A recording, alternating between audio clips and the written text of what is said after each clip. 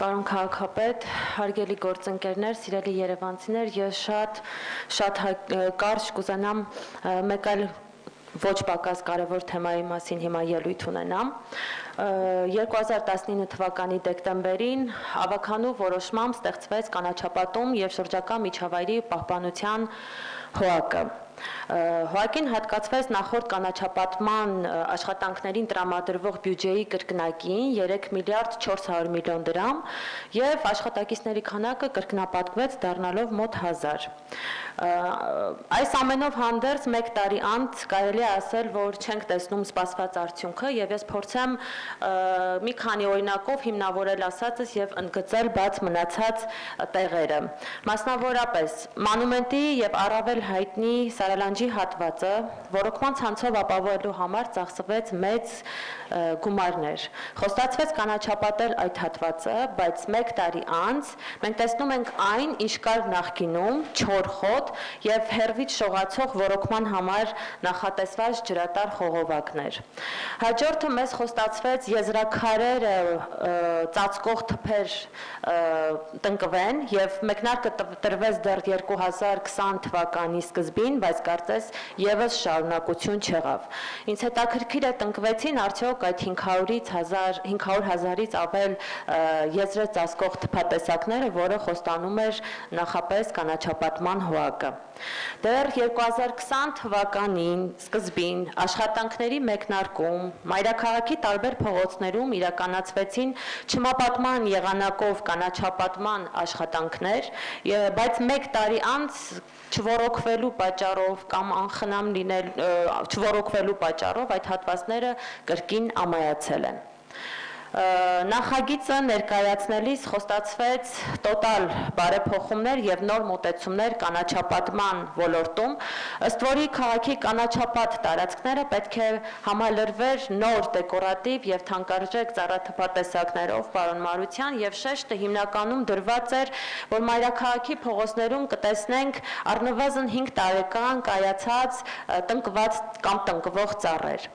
Ես ոչ մի կերպ այդ ծառերը չեմ տեսնում, եթե ես սխալ եմ, խնդրում եմ ուղղեք ու ասեք, որ վարչական շրջաններում են այդ ծառերը և ծառատեսակները, թփատեսակները տնկվել։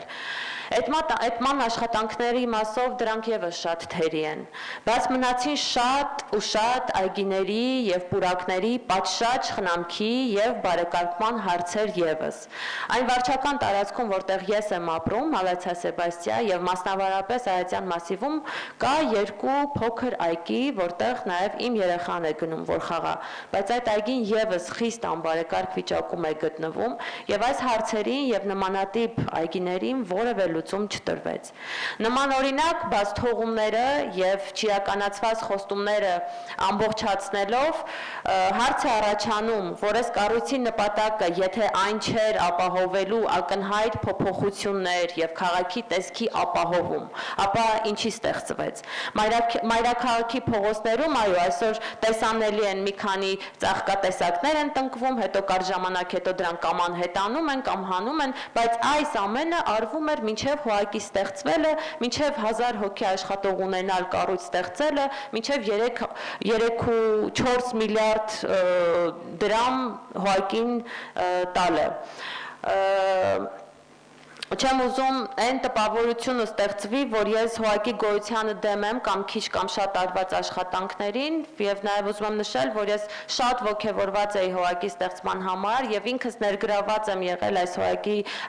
ստեղծման աշխատանքային խմբում, բայց նաև չէի էլ ուզենա այդքան ուժ, այդքան ռեսուրս, այդքան ֆինանս ծախսելով հանդերձ տեսնել այն, ինչ այսօր կա։ Պարոն Մարության, ես կխնդրեմ, քանի որ նաև քաղաքացիներն են շատ բողոքում այս հարցի հետ կապված, ես կուզենամ շատ կարճ ինֆորմացիա տաք, թե 2020 թվականից այս կողմ ՀՕԱԿ-ի ստեղծումից հետո ինչ բարեփոխումներ է արվել, որ օրինակ չէր արվում մինչև ՀՕԱԿ-ի ստեղծումը, երբ դեռ վարչական շրջանների վրա էր դրված կանաչապատման ամբողջ աշխատանքները։ Շնորհակալ եմ։ Ուզում եմ ասել, շատ ճիշտ նշեցիք, որ 2019 թվականին, վերջերում ես ամսաթիվը չի հիշեցի, Երբ դեկտեմբեր ստեղծվեց ՀՕԱԿ-ը եւ եթե բոլորիս ասում եմ չի դավաճանում մեր հիշողությունը 2020 թվականը ոչ միայն Հայաստանի համար, այլ նաեւ ամբողջ աշխարհի համար բավականին բարդ տարի էր, իսկ Հայաստանի համար կրկնակի, եռակի եւ չգիտեմ, հարյուրապատիկ ավելի բարդ տարի էր եւ բնականաբար այն բոլոր ծրագրերը, որը նախատեսվում էր անել, շատ բնական է, որ բոլորը չի, որ կարողացել ենք անել օբյեկտիվ պատճառներով, բայց միևնույն ժամանակ ուզում եմ ասել, որ ինքս էլ նկատել եմ, որ կային աշխատանքներ, որ կարելի էր ավելի արագ անել, բայց ավելի դանդաղել է, որի հետ կապված շատ ինտենսիվ աշխատանք է տարվում ՀՕԱԿ-ի հետ եւ մենք փորձում ենք այդ խնդիրները, որոնք առաջացել են, օր առաջ լուծում տալ։ Բայց նորից եմ ասում, այսինքն այստեղ պետք է հստակ բաժանում ունենալ օբյեկտիվ պատճառներ եւ սուբյեկտիվ։ Եվ չի կարելի 2020 թվականի ամբողջ եւ նաեւ ինչու՞ չէ նաեւ 21 թվականի միջև էս վերջի, ընտրությունները ընդհանուր պետությունում իրավիճակը մի ամբողջը բարթել ՀՕԱԿ-ի ինչ-որ լավ, վատ կամ չգիտեմ ինչ աշխատանքի վրա։ Պետք է տարանջատել սուբյեկտիվ պատճառները մենք տեսնում ենք, կան այդ պատճառները փորձում ենք երբեք պատճառին փորձում ենք լուծում տալ։ Եթե Տիկին Մելքոյան ավելի հանգամանալից եք ուզում, համեցեք, եթե Քանի որ խոսվեց դրա մասին տեղեկություն տալու համար, օրինակ շարունակելով ձեր խոսքը պարոն Մարության, Սարալանջի պարագայում Տիկին Կիրակոսյան անցյալ տարեվերջին կայացավ մրցույթը ծառատունկ իրականացնելու, բայց պատերազմի հետ իրավիճակի հետ կապված հնարավոր չեղավ իրականացնել, որովհետև այդ կապալառուն հրաժարվեց հասկանալի պատճառներով։ Դրա պատճառով օրինակ Սարալանջի ծրագիրը ձգվեց եւ Գարնանը այս մյուս լանջի մյուս հատվածում բավական նշանակալի քանակի ծառատունկ իրականացվեց, իսկ այն հատվածը, որը մատնանշում եք, նախատեսվում արդեն այնտեղ աշնան է իրականացնել ծառատունկ, կար պոմպակայանի հետ կապված խնդիր, այս ընթացքում ժամանակ օգտագործվեց դա շտկելու համար եւ կարծում եմ, որ աշնանը այդ հատվածում կսկսենք ծառատունկ, բայց Սարալանջի առումով նաեւ արժի նկատի ունենալ, որ դերևս իրականում բավական երկար ժամանակ կտևի տեսնելու համար այն արդյունքները, որ մենք պատկերացնում ենք, որտեղ տարածքը նույնիսկ սովետական տարիների ընթացքում է կանաչապատվել բավական բարդ ռելիեֆ ունի, սա Սարալանջի մասով, իսկ ինչ վերաբերում է մասնավորապես ծառերի, որտեղ են տնկվել թփերի քանակներին եւ տեսակներին, կարող եք եթե վիրավոր դիմում տալ թվաքանակներով կարող ենք այդ ամենը ձեզ ներկայացնել, նաեւ նշեմ, որ աննախադեպ ծավալի ռոռոկման ցանց է անցկացվել, սա մի աշխատանք է, որ այդպես ակնհայտ չի երևում, բայց նախորդ տարիների համեմատությամբ շատ մեծ ծավալի, ուրեմն մեծ երկար ռոռոկման ցանցեր խողովակներ են անցկացվել եւ այսպես շարունակ։ Ամեն դեպքում շնորհակալ եմ ձեր դիտողությունների համար, մենք եւս որոշակի թերացումներ արձանագրել ենք եւ ձեզ հետ միասին փորձենք դրանք շտկել, շնորհակալ եմ։ Ես ճիշտ եմ հասկանում, որ քաղաքապետարանը, այսպես ասած, աութսորսի է դիմում, ունենալով 1000 աշխատակից, ինքը այլ կազմակերպության է ներգրավում, որպեսզի աշխատանքներն իրականացնի։ Մասնավորապես Սարալանջի առումով, այո, այդպես էր նախատեսել, որովհետև այնտեղ ռելիեֆ վտանգավոր է, իսկ դժվար է այդտեղ աշխատանքի ծառատունկ իրականացնել, շատ թեք է եւ մեր աշխատակիցները չէին կարող անել։ Աշնանը ամենայն հավանականությամբ այն հատվածում, որտեղ մենք կկարողանանք մեր կարողություններով անել, կանենք, ավելի թեք հատվածի համար եւս պիտի փորձենք լուծումներ գտնել, այդտեղ նաեւ անվտանգության խնդիր կա։ Իմ ասածը հետեւյալն էր, պարոն Մարության, որ ժամանակին, երբ որ չկար դեռևս 1000 աշխատակից, նույն կերպ կարող էր ընթանալ աշխատանքը, բայց երբ արդեն քաղաքապետարանը մասնավորապես այդ ՀՕԱԿ-ը ունի 1000 աշխատանքից, ոչ մի կերպ չեմ կարողանում տրամաբանության մեջ տեղավորվել, ոնց կարա 1000 աշխատակից ունեցող ՀՕԱԿ-ը էլի դիմի աութսորս կազմակերպությունների, ովքեր կգան կներգրավեն աշխատանքները իրականացնելու համար։ Այդ դեպքում ավելի լավ չէր չունենալ ՀՕԱԿ-ը, մնար նույն բյուջեն եւ նույն կերպ աշխատանքները ընթանային։ Շնորհակալություն, բնականաբար ոչ, ավելի լավ չէր, եթե ավելի լավ լիներ, այդպես էլ կմնար։ Նախ 1000 չի, 850, եթե չեմ սխալվում, աշխատակից է եւ բնականաբար ՀՕԱԿ-ը, այսինքն իր հզորության վերջնական վրա պետք է դուրս գա մի քանի տարվա մեջ։ Հողակի այդ բյուջեն, որ հաստատվել է, որ պետք է գնվի համապատասխան տեխնիկա, պետք է համալրվի համապատասխան սարքավորումներով, պետք է լինի նախ այդ հողակի շենքը, իր նորմալ իմիջիալոց շենքը արդեն այս պահին նախագիծը հաստատված է, մենք պետք է սկսենք շինարարական աշխատանքները, այսինքն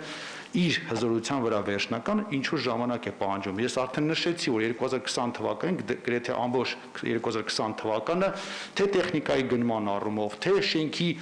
կառուցման առումով, շատ լավ գիտեք, որ անգամ մենք ասֆալտապատումը չենք կարող անել, որովհետև կառավարության հստակ որոշումներ կար, որ լոկդաուներ եւ աշխատանքները չէր շարունակում։ Եվ ցավոք սրտի կար պատերազմը եւ բոլոր շինարարական տեխնիկան նույնպես ուղղված էր այդ նպատակների վրա, մենք անգամ եղած արդեն մեր տենդերները չեն կարողանում իրականացնել։ Այսինքն այսպիսի ընթացքներ կան, ընթացակարգեր կան,